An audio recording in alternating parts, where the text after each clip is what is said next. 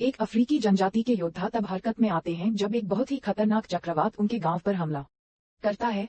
उनका कौशल इसे रोकने के लिए पर्याप्त नहीं है, इसलिए वे एक प्रसिद्ध राक्षस शिकारी की मदद लेते हैं जो लड़ने के लिए तैयार हो रहा है। लेकिन इस कहानी की उत्पत्ति वास्तव में कई साल पहले शुरू हुई थी। किशोर लड़का जैक हमेशा परेशानी में रहता था क्योंकि वह लगातार क्रोधित रहता था और छोटी छोटी बातों पर किसी पर भी इस हद तक टूट पड़ता था कि वह वास्तव में हिंसक हो जाता था। उसके शिक्षक हमेशा उसे हिरासत में रखने या अतिरिक्त व्यायाम करने की सजा देते थे और उससे अपने पीड़ितों से माफी मांगने को कहते थे, लेकिन उसे रोकने के लिए कुछ भी पर्याप्त नहीं था। ये हमेशा से ऐसा नहीं था। हालांकि जैक एक अच्छा लड़का हुआ करता था और अपने परिवार के साथ खुशी खुशी रहता था जब तक कि उस घातक दिन तक वे कैंपिंग के लिए नहीं चले गए।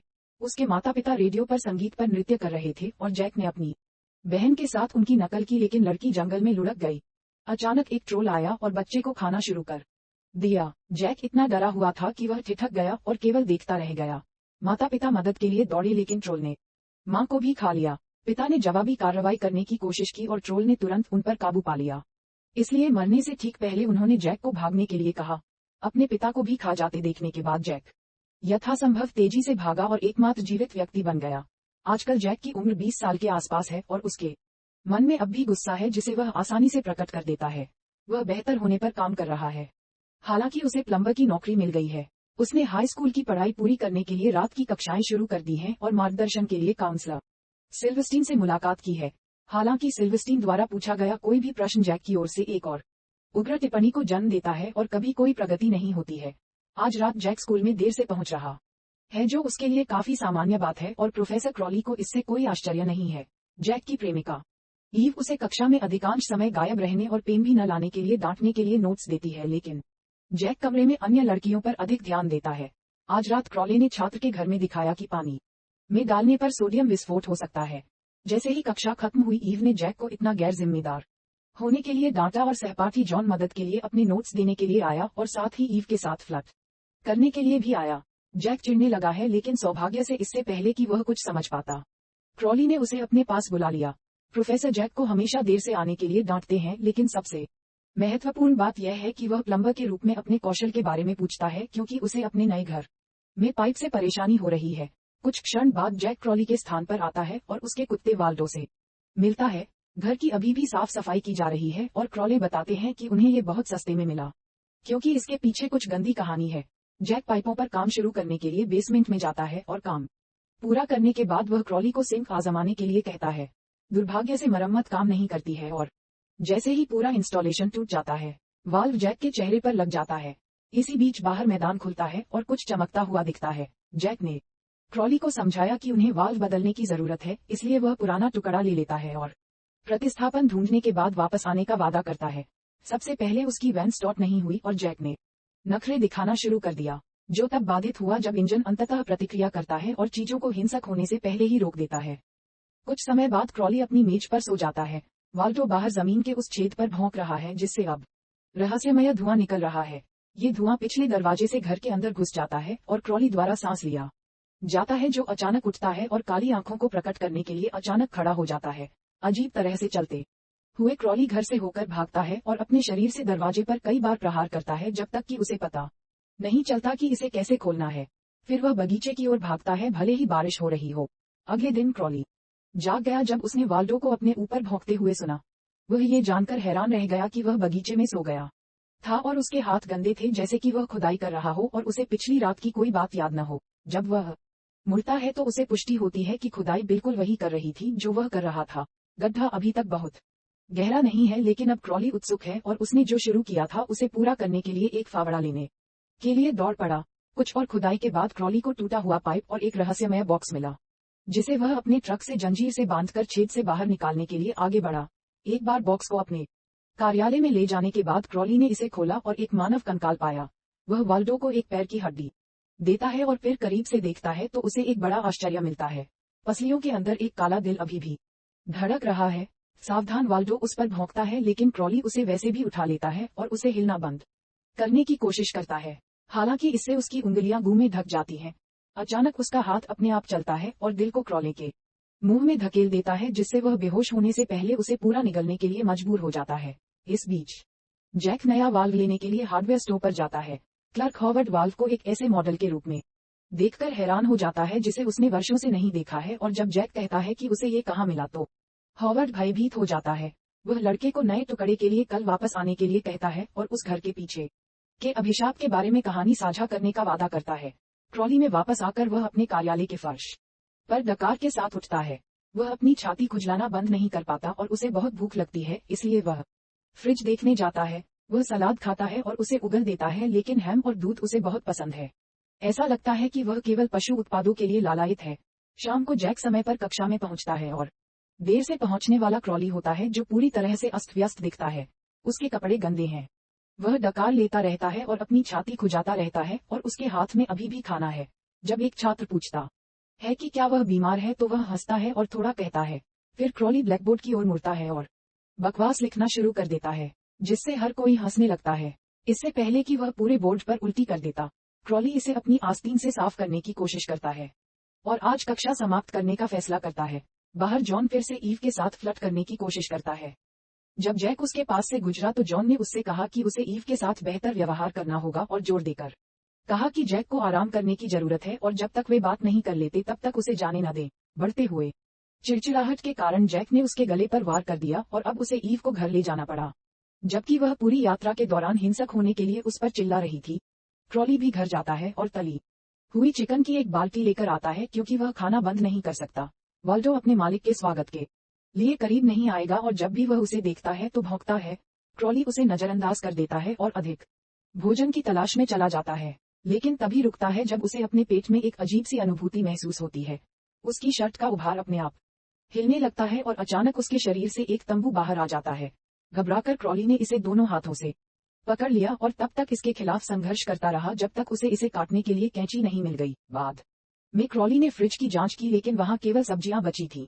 चूंकि वाल्डो उस पर भौंकना बंद नहीं करता, इसलिए क्रॉली उसे रात के खाने पर बुलाने के लिए उसका पीछा करता है।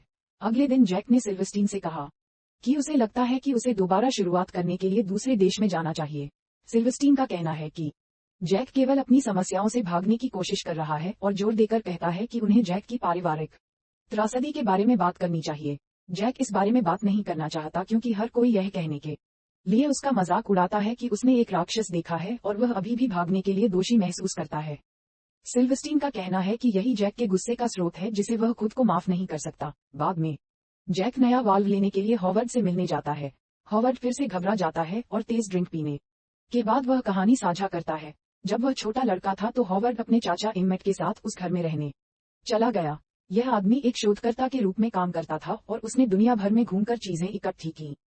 वह जापान से जो वस्तु लाया था वह कांच के डिब्बे में बंद एक काला दिल था, और लिटिल हॉवर्ड उस पर मोहित हो गया था। किंवदंती है कि कई साल पहले एक राक्षस मनुष्यों के बीच बुराई फैलाने के उद्देश्य से हमारी दुनिया में घुस आया था।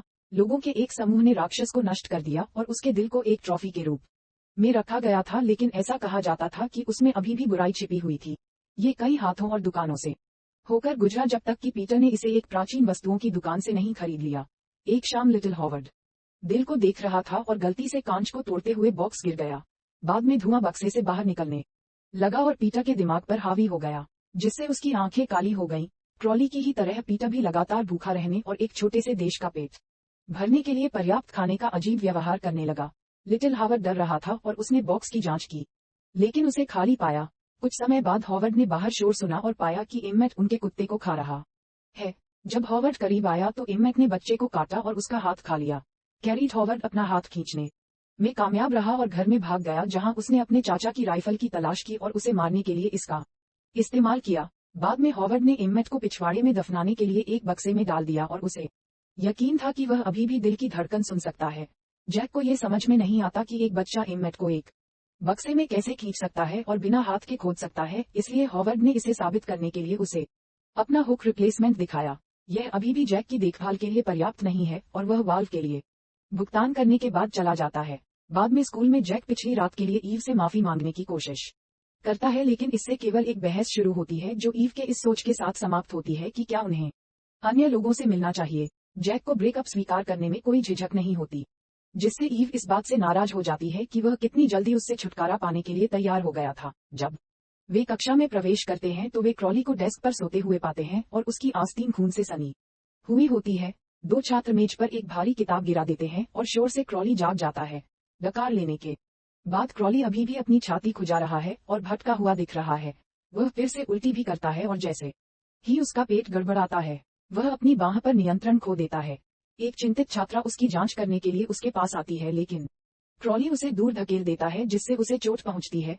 फिर वह बताता है कि उसकी छाती पर एक विशाल ट्यूमर बढ़ रहा है और यह बताने की जरूरत नहीं है कि वह खून उगल रहा है। छात्र डर के मारे भाग जाते हैं और जैक उस घायल लड़की को दूर जाने में मदद करना सुनिश्चित करता है क्योंकि क्रॉली उसके घुटनों पर गिर जाता है। उसका शरीर अत्यंत विचित्र रूप में बदलना शुरू हो जाता है और उसकी पीठ से तंबू निकल आते हैं जिन्हें वह छात्रों को पकड़ने के लिए क्वार्टर से नीचे भेजता है। जैक, ईव और लड़की एक कक्षा में छिप जाते हैं और जैक ठीक उसी समय दरवाजा बंद करने में सफल हो जाता है जब एक टेंटिकल अपना सिरा काटकर अंदर घुसने की कोशिश करता है। अन्य छात्र इतने भाग्यशाली नहीं हैं और अगर वे इस प्रक्रिया में किसी वस्तु से टकरा जाते हैं तो टेंटेकल्स उन्हें बिना इसकी परवाह किए पीछे खींच लेते हैं। जब छात्रों को कक्षा में वापस लाया गया तो उन्हें पता चला कि क्रॉली एक घृणित जानवर बन गया है जिसने उस जगह को गोबर से ढक दिया है।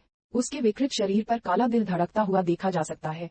उसका पहला शिकार जॉन है जिसे क्रॉली द्वारा अपने जहरीले तरल पदार्थ से भरने के लिए उसके मुंह में अपना एक जाल डालने से पहले फर्श पर धकेल दिया जाता है। एक क्षण बाद जॉन खड़ा होकर बताता है कि वह भी एक राक्षस है और क्रॉली उसे लापता तिकड़ी को खोजने के लिए भेजता है जबकि वह अगले छात्र की देखभाल करता है।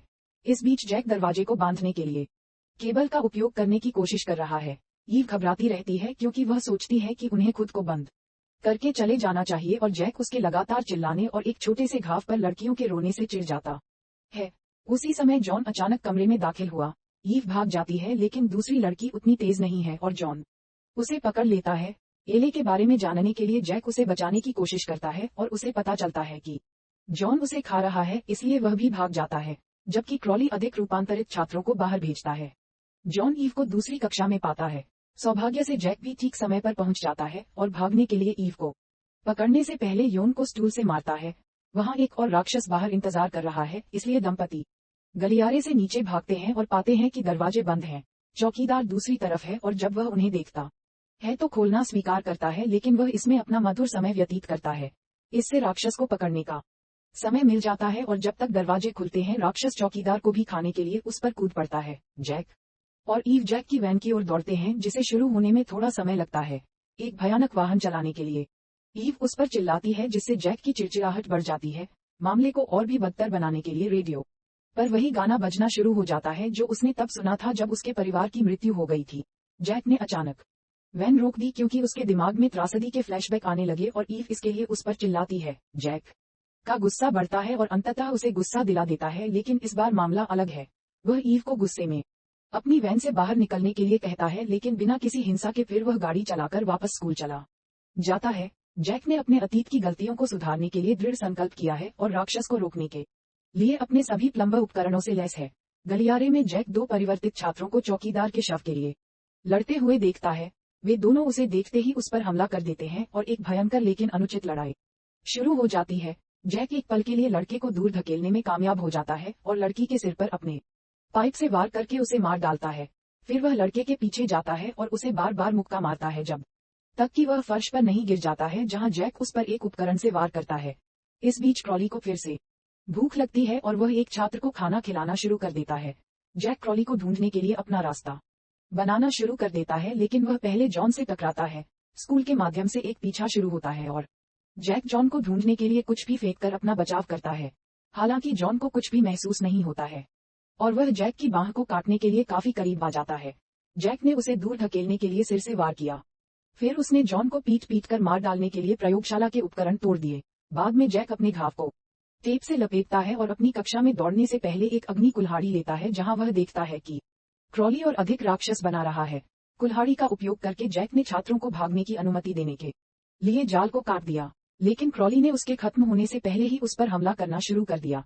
जैक एक मेज के नीचे छिपने की कोशिश करता है और अपनी कुल्हाड़ी सीधे क्रॉली पर फेंकता है, लेकिन कुछ भी काम नहीं करता है और अब एक नव रूपांतरित छात्र भी उस पर हमला कर रहा है। क्रॉली कुल्हाड़ी को दूर फेंक देता है और जैक को राक्षस से लड़ते हुए देखकर हंसता है, लेकिन उसकी हंसी तब मर जाती है जब वह देखता है कि क्रॉली एक कैबिनेट का दरवाजा तोड़ रहा है और उसका उपयोग राक्षस को मारने के लिए कर रहा है। अब कैबिनेट खुली है। जैक पिछली कक्षा का सोडियम देखता है और अपना पाठ याद करता है। वह उसे पकड़ने के लिए दौड़ता है, इससे पहले कि क्रॉली उसे अपने पास खींचने के लिए तंबू से पकड़ लेता है और जैक नई स्थिति का फायदा उठाकर राक्षस के मुंह में सोडियम डाल देता है। चौंका हुआ क्रॉली जैक को गिरा देता है क्योंकि वह उसे थूकने की कोशिश करता है, लेकिन सोडियम फट जाता है और उसका सिर ले लेता है। हालांकि दिल अभी भी धड़क रहा है और जैक को फिर से पकड़ने वाले टेंटिकल को नियंत्रित करता है। इस बार जैक अपनी कुल्हाड़ी निकालने में कामयाब हो जाता है और राक्षस के पास दौड़ने और उसके दिल पर हमला करने से पहले उसके तंबू को काट देता है और अंत में उसे हमेशा के लिए मार डालता है।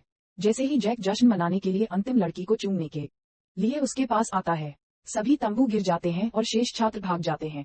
इस साहसिक कार्य ने जैक में कुछ बदलाव ला दिया है और अब वह जानता है कि राक्षस शिकार उसका काम है। सबसे पहले वह उस ट्रोल को मारने के लिए जंगल में लौटता है जिसने उसके परिवार को खा लिया था और अंततः मामला खत्म हो गया। फिर वह राक्षसों से लड़ते हुए दुनिया की यात्रा करना शुरू कर देता है और अब वह अफ्रीका में गांव को बचाने के लिए साइक्लोप्स से लड़ने के लिए तैयार है। सदस्यता लेना और सूचनाएं चालू करना सुनिश्चित करें ताकि आप इस तरह के और वीडियो देख सकें। देखने के लिए धन्यवाद। पूर्ण विराम।